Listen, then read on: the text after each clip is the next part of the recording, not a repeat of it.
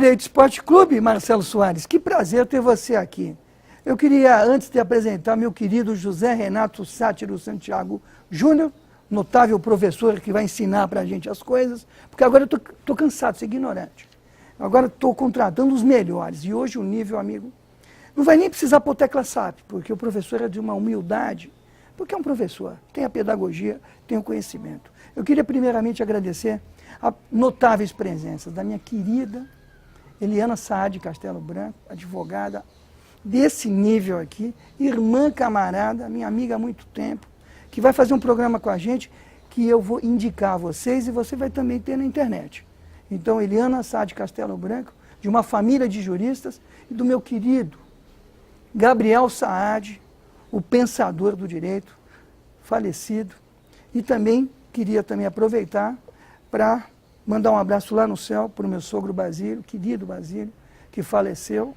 O enterro foi antes de ontem, e dizer que é mais uma estrela no céu, ela está olhando por todos nós. Estou recebendo hoje o professor José Renato Sátiro Santiago Júnior, e o professor ainda vem assistido por um plenário diferente, que é a nossa querida Débora, a nossa querida Carla, da Escola Paulista de Direito, essa escola que vem se firmando no mundo do direito e do conhecimento jurídico, com grande louvor. Então, eu queria mandar um abraço ao pessoal da IPD e agradecer demais a presença da Débora e da Carla. Agora vamos para o programa, e o programa vai ser um programa de muito conteúdo, porque o professor José Renato Sátiro Santiago Júnior tem um currículo que vai demorar o tempo do programa. Esse é o problema. Então, eu vou me permitir, professor, ler rapidamente, senão a gente não vai ter o programa. O professor é doutor em Engenharia de Produção pela Escola Politécnica da USP. Ele é mestre em Engenharia de Produção, é pós-graduado em Engenharia de Qualidade, graduado também em Marketing pela nossa Escola Superior de Propaganda e Marketing, e também é graduado em Engenharia Elétrica e ênfase em computadores. O professor tem uma carreira longínqua aqui, corporativa na Camargo Correia, em várias empresas, é um grande palestrante nacional, e eu não sei como é que ele arruma tempo para gostar de futebol. Você entende isso, Marcelo? Como é que um professor desse nível, que é um jovem, que estuda, ainda gosta de futebol? Primeiramente, eu queria dar uma boa tarde aos nossos telespectadores, em mais um programa nosso, agradecer o pessoal da Escola Paulista de Direito, que nos acompanha agora nessa parceria nova, e mandar um recado para o nosso querido amigo Martorelli. Sem provocação. Ele precisa começar a parar um pouquinho em solo nacional para dar continuidade nos programas. O chaveiro dele é passaporte. Tá demais o negócio, ficar só eu e você sempre. Então, um grande abraço para o nosso amigo Martorelli. E dizer que é um prazer imenso receber o doutor José Santiago. Não é advogado, né, Lívia, mas é doutor, porque só pelo currículo dele, eu acho que tanto o Martorelli quanto eu não temos nem o que fazer aqui hoje. O Martorelli nem precisava vir. Então, eu vim só para presencial, porque só pelo currículo do professor. Não provoca. Realmente, nós temos muito o que aprender sobre estatística, enfim, sobre gestão de sociedade. O professor, né, fala de tudo, ele toca 500 instrumentos. Vamos ter que escolher alguns temas para ele. E o nosso primeiro tema vai ser essa questão da paixão pela estatística. Eu comecei com o professor, ele é um amante de futebol, conhece tudo de bola, né? Não mente, não diz que jogava futebol como você. Mas com esse currículo ele deve ter só estudado, ele não deve ter que jogar bola. Imagino, eu tenho certeza. Vocês não me perguntaram ainda. Tá bom. Eu queria saber do senhor, professor, de onde vem esse amor pela estatística e como é que você instrumentaliza a estatística para a gestão esportiva. Seja muito bem-vindo. Bem, obrigado pelo convite, Lívia, obrigado, Marcelo, aí pelas palavras aí, muito... eu agradeço porque nós combinamos isso para vocês falarem bastante. Não, de jeito nenhum. Mas o caso é o seguinte, né? A minha paixão, eu não joguei futebol, tentei. Eu tentei porque o meu avô, ele tinha um time de futebol amador que ele criou. Eu sou São Paulino. Eu cometo uma gafe de torcer para dois times, que eu acho que não existe Palmeiras isso. e São Paulo. Não, a gafe não é tão grande assim. Mas eu torço para o São Paulo e para o Ceará. Ah, para o Ceará. Para o Ceará. Por que o Ceará? Porque a minha família é cearense. E o meu avô, ele tinha um time de futebol amador que ele anotava, ele fazia muita estatística dos jogos, né? Então ele sentava lá na cadeirinha dele, e aquela coisa do número é uma coisa engraçada. E ele sempre comentava assim que sempre se repete, as situações se repetem, né? E talvez o futebol seja uma das áreas que as coisas mais se repetem e mais não se há registro, não há um estudo baseado no que aconteceu, né? Situações tanto dentro do campo como fora de campo, no futebol, de uma forma geral, estão sempre se repetindo. E a gente não... são muito poucos os profissionais que realmente usam isso como uma forma para fazer um projeto melhor, para ganhar um título, para ganhar uma campanha, ou para fazer uma campanha de marketing melhor, ou para arrecadar mais receita de uma televisão ou de outra, né?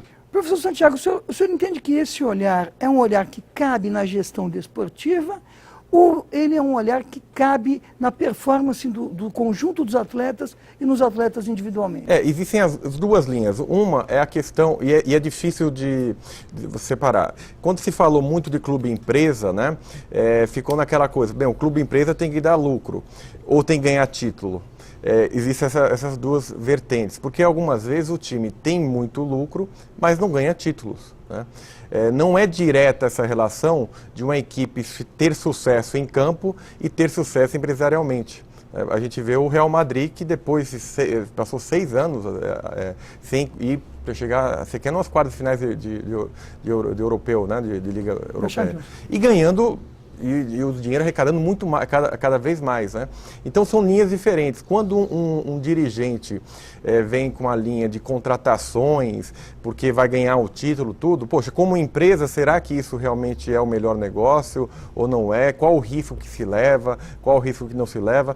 Então, existe um entendimento que se a gente pesquisar estatisticamente um jogador, ou estatisticamente uma campanha de investimento, quanto eu investi, quanto eu dei de lucro, nessas duas linhas a gente tem entendimentos diferentes, mas a gente pode ter um guia, não há receita de sucesso, né? Mas há um guia, né? O futebol o que é mais agradável do futebol na performance do campo é o fato de nem sempre o melhor vencer, né? E isso quebra um pouco. A empresa não pode viver nessa dependência se o jogador perder um pênalti ou não, né? Mas não quer dizer que o futebol não possa ser tratado de forma profissional. Eu posso perder uma competição e ser um time de sucesso. E aí eu vou devolver para o Marcelo. Nós tivemos uma conversa com o Zé Teixeira aqui. Eu ia falar isso aí. Uma pessoa fantástica. É que eu leio pensamento. E o Zé Teixeira é uma pessoa fantástica. E ele falava para a gente, Santiago, que ele sempre... como seu avô. E a gente conversando antes, eu estava tendo uma aula particular com você, você disse que conhecia e troca informações com o Zé Teixeira. O que você acha disso? A inteligência cabe no futebol? Existe vida inteligente no futebol? Exatamente isso que eu ia perguntar para o Santiago, Lívia, porque nós tivemos 2 programas gravados com o professor Zé Teixeira e parece que ele foi, né, pioneiro nesse começo de estatística no futebol. Isso nós estamos falando de 30 anos atrás, quando ele realmente, com uma visão futurista, se preocupou em começar a ter estatística dos times e aproveitar isso para o rendimento dos clubes.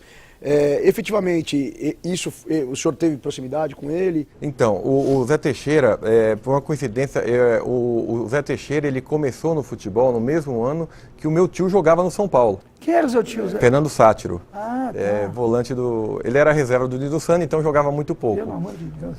Aí o Dino até fala assim, olha, o Sátiro, né, não dava para jogar, né? Porque o Dino Sano era um monstro, né? E o Zé Teixeira começou em 60 no São Paulo, né? E o Zé Teixeira foi uma coincidência muito feliz, assim. Eu já tinha esse trabalho relacionado a esse resgate dos registros históricos, né?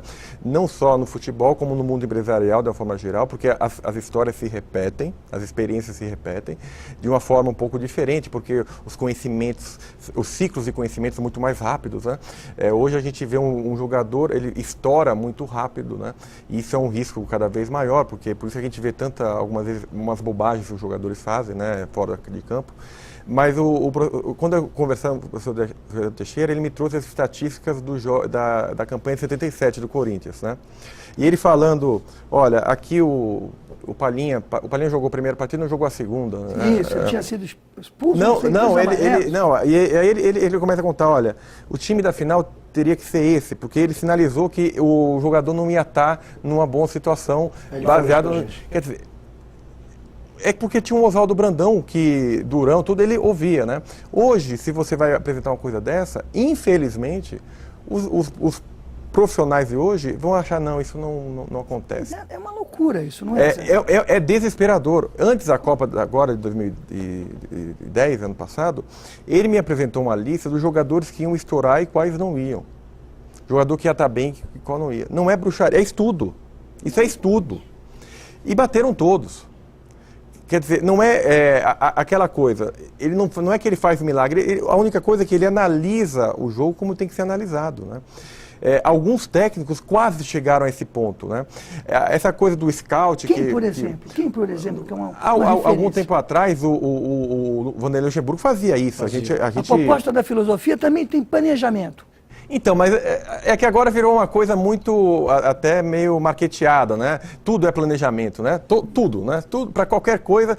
Quer dizer, se o cara faz o pênalti e faz o gol do título, teve planejamento. Se ele perdeu o pênalti, é porque não teve planejamento? Não pode. Não é assim. Me diz uma coisa, Santiago, a gente tem alguns fenômenos futebolísticos ao longo da história recente desse país. Botafogo de 60, Santos de Pelé, Real Madrid de Puskás. Então, a gente tem alguns grandes clubes e tal.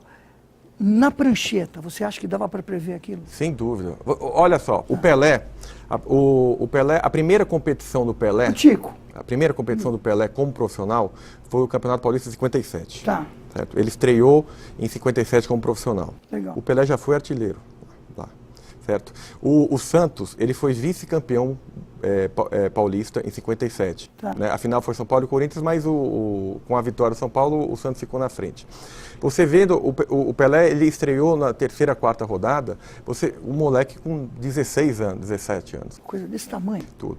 Né? E o Santos era bicampeão paulista, era 55, 56. Com o Vasconcelos. E já tinha o Pepe, né? O Pelé entra em 57, você já vê um Santos quase tricampeão paulista, né? E o menino daquela idade marcando muito gol, né? Um dos expoentes, quer dizer, o Pelé, o primeiro título do Pelé foi o Mundial já, mas ele teve essa baita campanha de 57. Quer dizer, o Fiola, ele olhou aquilo, ele viu aquilo, ele enxergou aquele Pelé. O Santos, ele tinha sido bicampeão paulista e tinha quase sido tricampeão, não foi à toa que em 58 ele foi lá e arrebentou de novo. E conquistou o título. É previsível isso. Aí depois aparece, porque tanto que em 58 não tem muitos jogadores do Santos na seleção. Né? Os grandes jogadores, o Pepe era para ser o ponto esquerda, mas foi o Zagallo. Foi o Zagallo. O Canhoteiro era o maior ponto esquerda do Brasil, né? Possivelmente. O Fiola, que era técnico dele, não levou, por quê? Era previsível. Não foi porque... Tem motivo porque o Fiola, o Canhoteiro não foi. Né? Aí a gente estava até conversando assim, poxa, mas tudo é previsível? Não é tudo que é previsível. Existem coisas assim que são pontuais, né? A Holanda. A Holanda de 74, a Holanda de 74 foi uma Holanda que só existiu durante a Copa. Imprevisível. Né? Por mais que... mas o Ajax era tricampeão europeu. Sim, era tricampeão europeu, mas o fato Holanda, o que era? Era aquela coisa do não esquema, né? De não guardar posição. Né? Aquilo foi uma coisa inacreditável. Inovação. Foi e aí que está, né? Essa é a palavra perfeita, Marcelo. A inovação, muitas vezes, é pouco vista no futebol. Todo mundo acha que o futebol é o óbvio, né? Não, vai sempre a mesma coisa, as pessoas já esperam a mesma coisa. No Brasil, teve uma surpresa que foi muito positiva, em 2002, o Santos. Né? O Santos vinha e no meio de um campeonato. Porque o Santos, ele se classifica nas duras penas. Em oitavo. Em oitavo, né? E aí chega num jogo da Vila Belmiro, com o São Paulo voando, né? Muda o campeonato. Muda o campeonato. Aquilo não é previsível, mas no ano seguinte já era previsível. Já era. Hoje, se pode dar para o Neymar um prêmio de revelação? Não pode, é proibitivo isso. Todo mundo já sabe, né? E aí que está o espetáculo, né? Você sabe que vem alguma coisa diferente. Né? É isso que eu vou perguntar para o Marcelo. Marcelo, você vive os clubes, você vive a vida dos jogadores, você é uma pessoa que, apesar de ser um excepcional advogado, milita muito desse lado. Eu vou pegar o Zé Renato e pego essa fera e coloco num clube. Pego esse monstro cheio de politécnica no peito, cheio de formação, e coloco. Você acha que ele entra no clube e os caras vão falar, deixa ele de lado, que esse cara tem muito conhecimento, e aqui no clube é tudo na coxambro, é tudo no esquema. Você acha que cabe pessoas e profissionais como esse nessa dimensão subcultural do futebol? Olívio, eu acho que a gente tem que lutar. O futebol, não só o futebol, mas como o esporte em geral, o vôlei, o basquete, ele caminha para esse lado, né? A inovação tecnológica que Você tem esperança? nós tanto cobramos, até mesmo no final do ano, quando o Martorelli fez aquela experiência com o Sálvio, naquele jogo do árbitro e câmera. Enfim, o futebol está evoluindo muito, a tecnologia está batendo na porta. Hoje nós temos não sei quantas câmeras em volta do campo de futebol, não é só do estádio.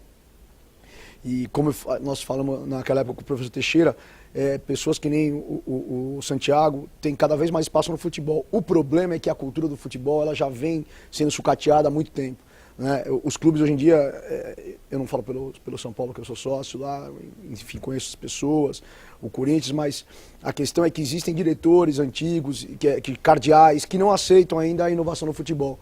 Eu acho que tem que ter uma pessoa preparada como o Santiago, não é um vidente, mas é um cara que estuda o futebol, porque o futebol hoje não acontecem mais surpresas no futebol. Pode acontecer um resultado ou outro, mas geralmente um time que é preparado para um campeonato e começa bem o campeonato, e a gente tem aquelas janelas do meio do ano do brasileiro que atrapalham muito isso, tudo é planejamento, isso tudo é estrutura. Quando ele fala em estrutura, planejamento, quando ele fala em clube empresa, isso foi a maior piada que existiu na Lei Pelé, transformar o clube em empresa, porque se você tiver 2, 3 clubes de empresas hoje em dia, são muitos que... Por quê? Primeiro por causa da tributação.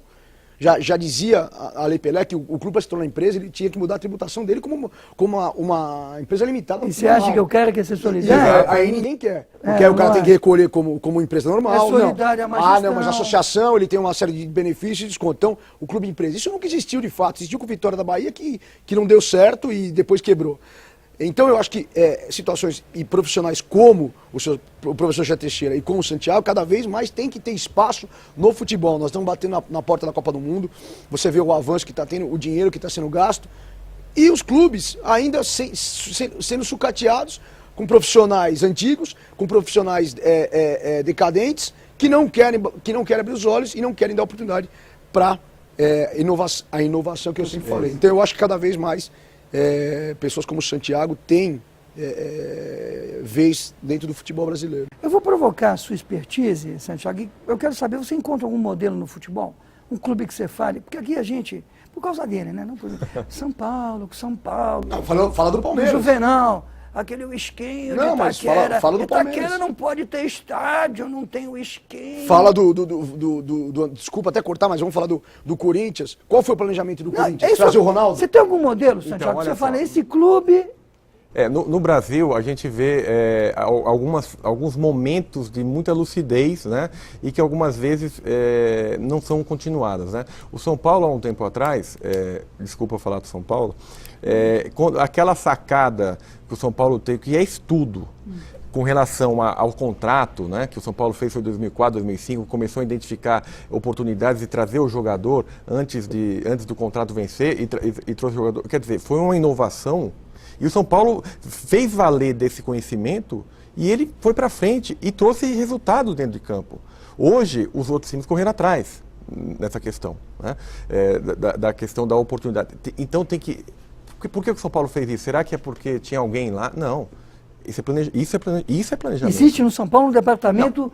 Não, mais ou menos eu estou falando nessa, eu estou falando naquela situação, houve uma baita oportunidade que foi identificada, foi estudada de uma forma profissional. Se a gente fosse, nem sei quem fez, agora, com certeza, se fosse ter um entendimento antigo, não, vamos esperar, não ia sair do lugar.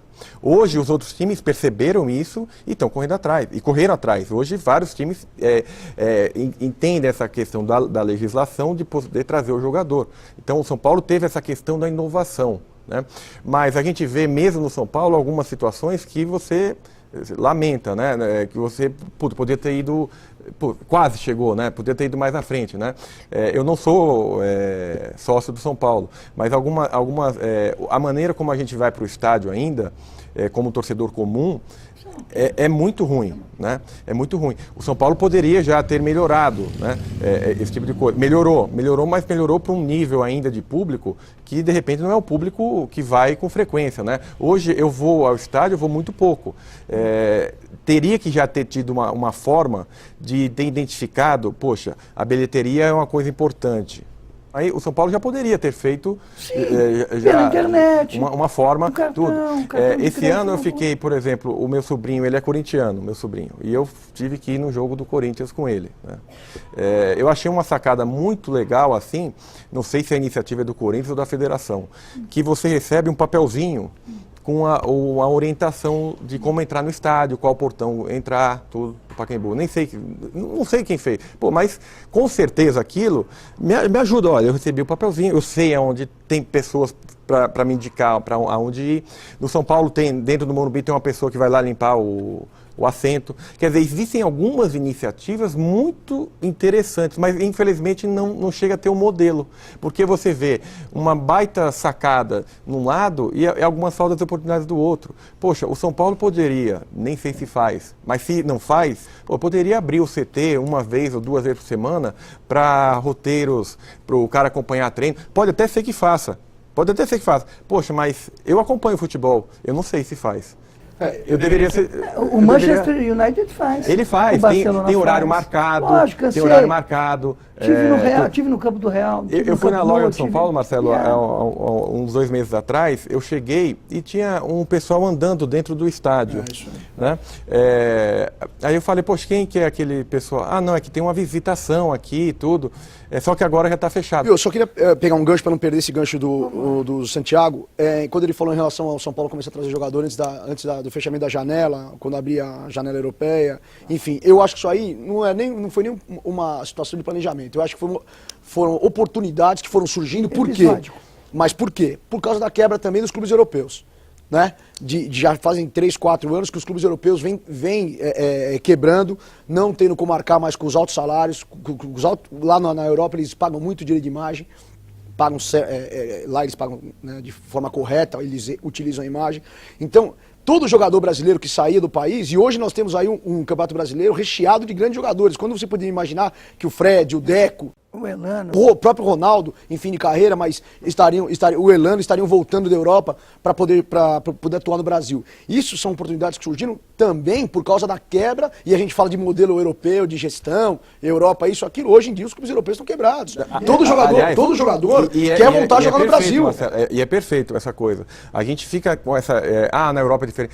Todos os clubes lá são quebrados. A grande maioria quebrados. Tá complicado. Quebrados. Agora, só a questão, você comentou da oportunidade. Sim, pode até ter sido uma atitude não planejada e que deu certo. Agora, se não tivesse profissionais que estivessem olhando, sim, enxergando, fazendo uma inteligência competitiva.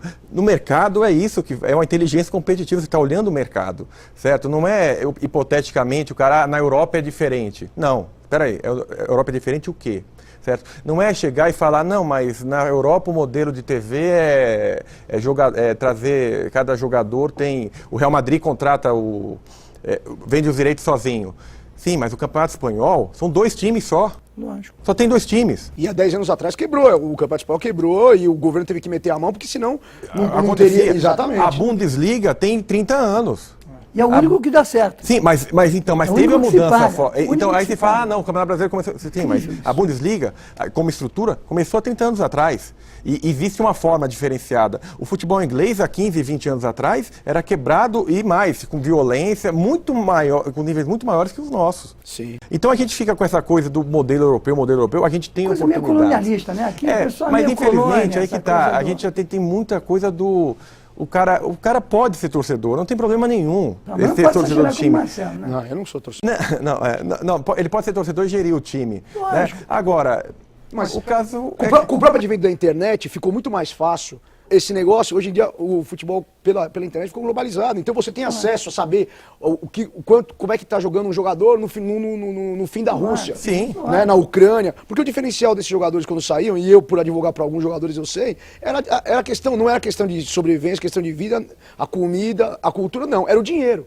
A carreira do jogador, e aí também entra a parte de gerenciamento, a carreira do jogador de futebol é muito rápida. A gente fala em modelo de gestão, e para a carreira do jogador também. Hoje, com a Europa quebrada, não tem mais porquê o jogador, e também com essa entrada do marketing no futebol, as empresas brasileiras vendo um potencial de exploração da sua marca no futebol, os jogadores aqui estão ganhando tão bem quanto, sim, né? Sim. Quanto os jogadores europeus. Então, esse diferencial também, eu linko como uma oportunidade para esses jogadores voltar. Você vê o São Paulo agora trazendo de volta o Luiz Fabiano. Eu vi. Né? Que era um cara que terminaria a carreira na Europa tranquilamente. Tranquilamente. Fazendo mais 2 contratos de 2 a 3 anos e fechando a carreira lá, porque lá também, efetivamente, a carreira do atleta é um pouco mais extensiva. Estou com 2 minutos, Marcelo, deixa eu encaixar uma pergunta para o nosso doutor Santiago.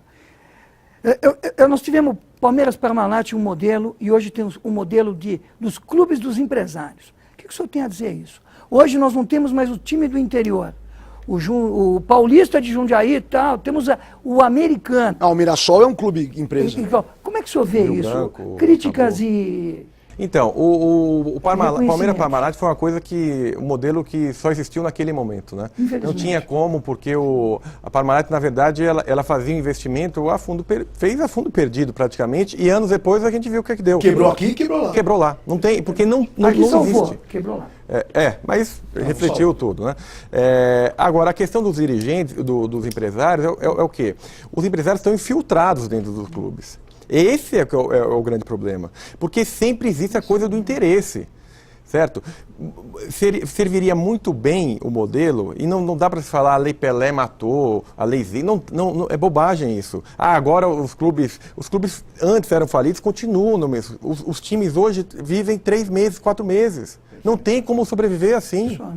Então, para fechar, em 1 minuto, Marcelo, agradecer demais o pessoal do EPD aqui, Direito Esporte Clube, apoia a Escola Paulista de Direito. Santiago, o maior time que você pesquisou da história. Vai, rápido. Brasil de 58. Brasil de 58, maior jogador em performance. Que eu não tenha visto o Pelé, mas em campo eu tenha visto o Careca. Maior zagueiro. Mas, como São Paulino, Dário Pereira Oscar. Maior goleiro. Goleiro? Martorelli. Reinaldo Martorelli, um consenso aqui. Reinaldo Martorelli. Martorelli 86. Em um jogo específico. Entre de Limeira e Palmeiras. Vamos encerrar. Eu queria agradecer demais a presença do professor José Renato Sátiro Santiago Júnior, essa pessoa boníssima. Marcelão sempre comigo. Saudades, coração apertado, Reinaldo Martorelli, o maior goleiro do mundo. Para suas considerações finais em 10 segundos, desculpe, professor. Obrigado aí pela oportunidade e estamos aqui à disposição aí para ficar trocando ideias e conhecimento. Temos um segundo programa com o professor José Renato Santiago, Direito Esporte Clube. Até uma próxima oportunidade.